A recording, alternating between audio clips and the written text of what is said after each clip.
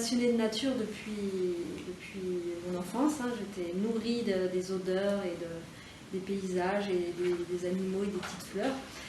Et j'ai eu la chance de pouvoir suivre une formation pour pouvoir en travailler. Donc je me suis spécialisée dans tout ce qui était suivi de la faune, essentiellement en montagne, mais donc des animaux sauvages en montagne. Et en même temps, j'avais une autre passion qui était de tout ce qui est les activités sportives dans la nature. Donc du coup, au travers de ces deux entrées, je passe mon temps en montagne, dans la nature, et notamment donc dans tout ce qui est suivi de la faune. Je passe des fois des journées entières, voire des semaines, coupée de tout le monde, en pleine nature, à faire mes petits suivis, à regarder comment telle espèce évolue et à être imprégnée de tout ça, donc à très souvent même personnifier le comportement des animaux, donc très souvent à être là-dedans, à comparer à nos comportements humains, à être dans un jeu, surtout quand ça fait une semaine qu'on est seul avec les animaux, on leur parle même, ou avec les fleurs. Et c'est quelque chose aussi où en plus ce retrait dans la nature, on ressent aussi beaucoup de choses au niveau psychologique, on se ressource, on prend du recul sur beaucoup de choses et moi c'est un défouloir aussi dans la pratique de sport où j'aurais du mal à pratiquer du sport dans une salle. J'ai besoin d'être dehors dans la nature, d'avoir les odeurs et le relief avec moi. Comment vous avez appréhendé ces résidences d'artistes ici? En fait, moi, je pense que en fait, je suis venue à dessiner la nature et les roches et les mousses et les écorces et tout ça en commençant par dessiner les corps. Je dessinais plusieurs corps, avec les formes qui s'entremêlent comme ça. Et c'est comme ça que je suis arrivée à dessiner finalement des fleurs fanées, que je vais recommencer du coup avec Maud parce que ça m'intéresse beaucoup. De ces fleurs fanées, je suis arrivée aux écorces. Des écorces, je suis arrivée à la mousse avec les pierres. Et je suis arrivée maintenant aux pierres et aux roches. Et en fait, j'arrive ici avec justement cette envie de travailler sur les roches. Et Sylvie m'appelle et me dit est-ce que tu voudrais venir ici pour une résidence? Et ça tombe parfaitement bien par rapport à mon travail, quoi, parce que c'est exactement là où j'en suis. Et il y a des roches incroyables ici. Des roches, des écorces d'arbres aussi qui ont vraiment rien à voir avec celles que je connais, en tout cas dans les forêts que je fréquente. Oui, et vous avez donc la possibilité de travailler dans l'atelier de Sylvie Melchior. Et dans quelles conditions? Au milieu de la nature, justement? Oui, c'est une petite cabane.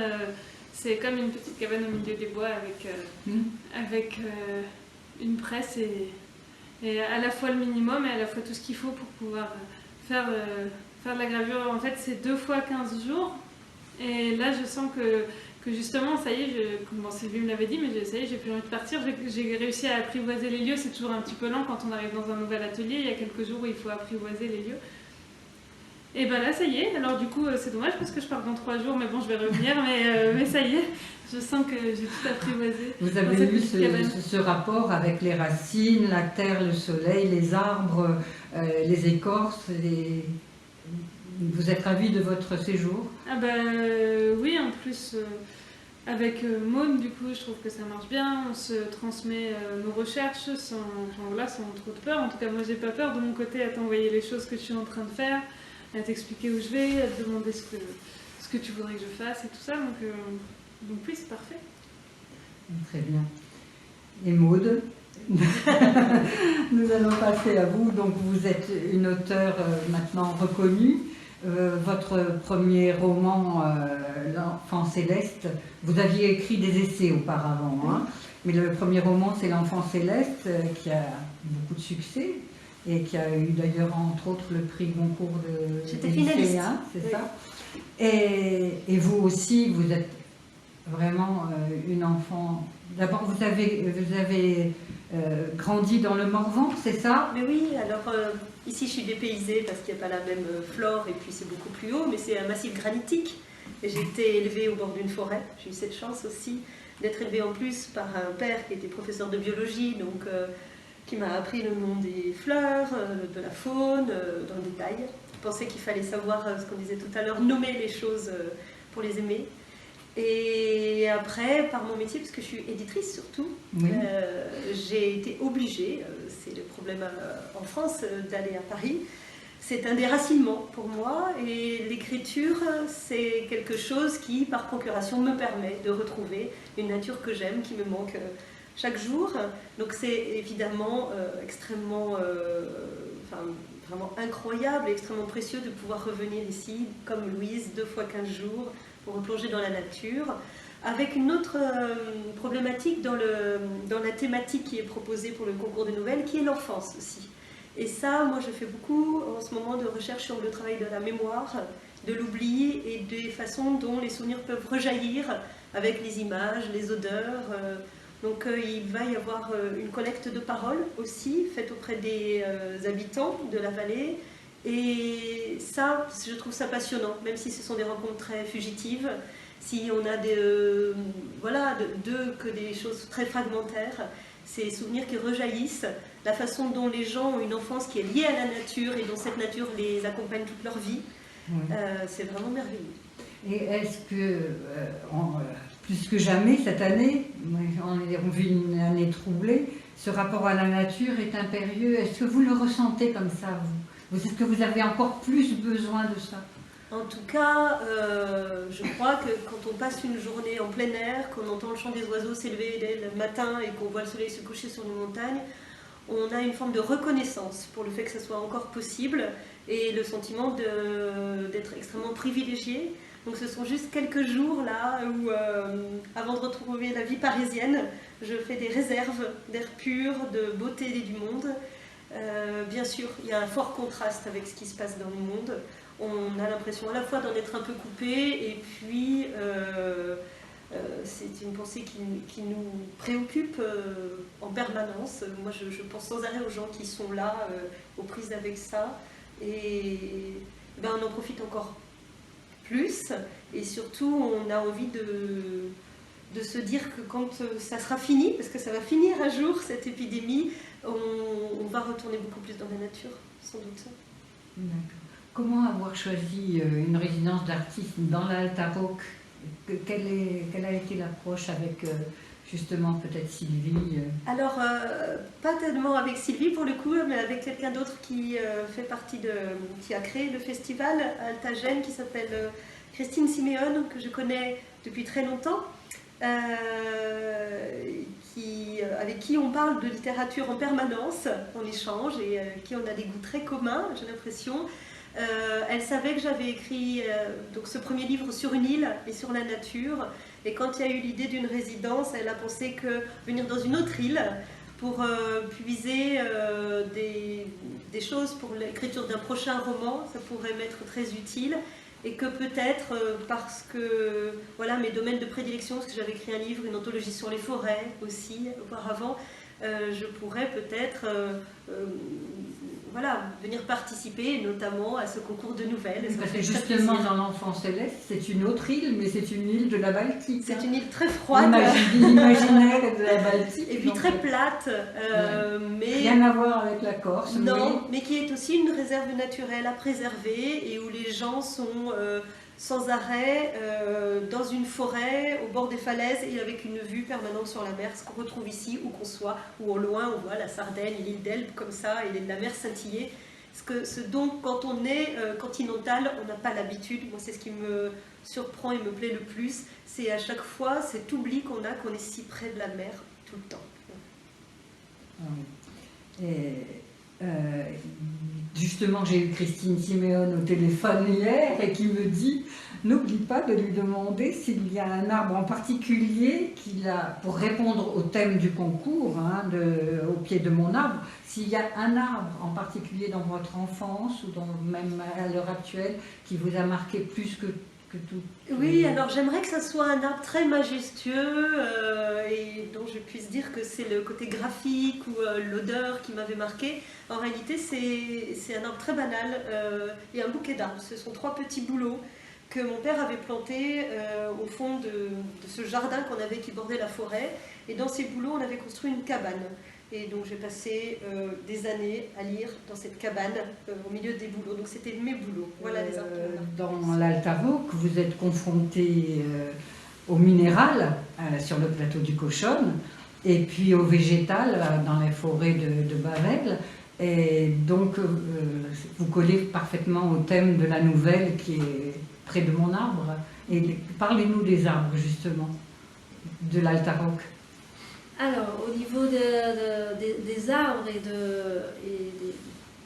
peut-être du rapprochement de ce qu'on peut ressentir auprès des arbres et des paysages ici, dans l'Altaroc et en Corse, parce que je ne suis pas originaire de Corse à la base, mais ce que je vois qui est pressenti, c'est qu'on a toujours des arbres, que ce soit les oliviers, certains chênes, les châtaigniers, qui ont des formes, ou les hêtres sur le Cochonne, qui ont des formes assez particulières, assez originales. Et ça met un cadre féerique et donc moi ça me fait redevenir petite fille et d'être dans un côté magique. Et le paradoxe aussi, c'est qu'on est dans une nature très forte et très présente, et au niveau des arbres notamment, avec un maquis qui prend beaucoup de place, et c'est presque, ça peut même être presque oppressant en fait. Donc on a aussi ce côté où c'est féerique, il peut y avoir des belles légendes, mais il peut y avoir des choses aussi qui poussent peut-être aussi dans des travers un peu plus sombres. Et en Corse, on le sent, enfin, en tout cas au niveau de la forêt, on sent vraiment une force, une présence de la nature qui est bien pesante.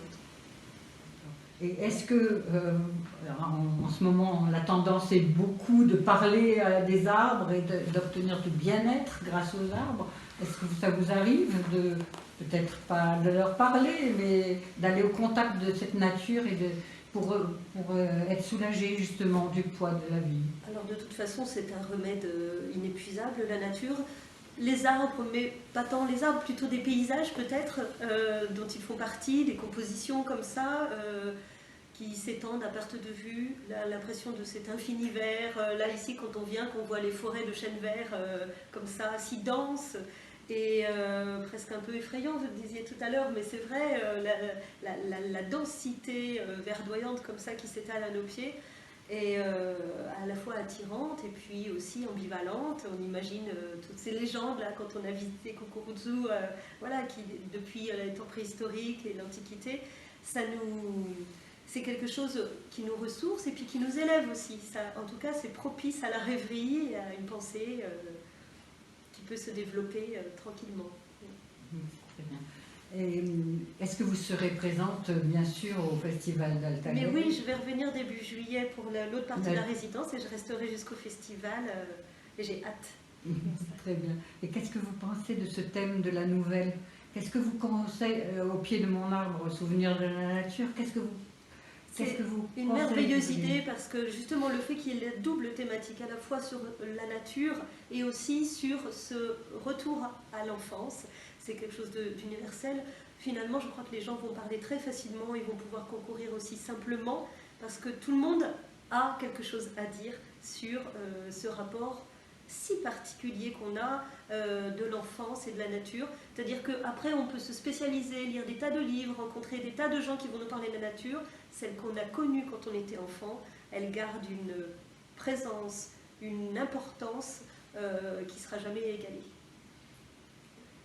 Et pour terminer, j'aurais voulu savoir comment vous collaborez toutes les deux, et puis maintenant peut-être par la suite avec Jessica, toutes les trois. Comment vous avez eu l'idée ou l'envie tout simplement de cette rencontre entre la gravure et le texte? Ça se fait grâce à Sylvie, puisqu'elle peut permettre à Louise de venir ici pour travailler dans son atelier de gravure, et puis qu'elle est aussi éditrice, et qu'on va essayer de faire un livre ensemble Moi, je trouve ça vraiment magique de voir Louise travailler parce que quand je me balade dans les forêts ici, dans ces paysages, des choses qui me viennent. Mais quand je vois elle, la manière dont elle le traduit à travers ses gravures, c'est comme si je le redécouvrais à nouveau, ce paysage qu'on a arpenté la veille, avec ses pleins, ses déliés, ce relief.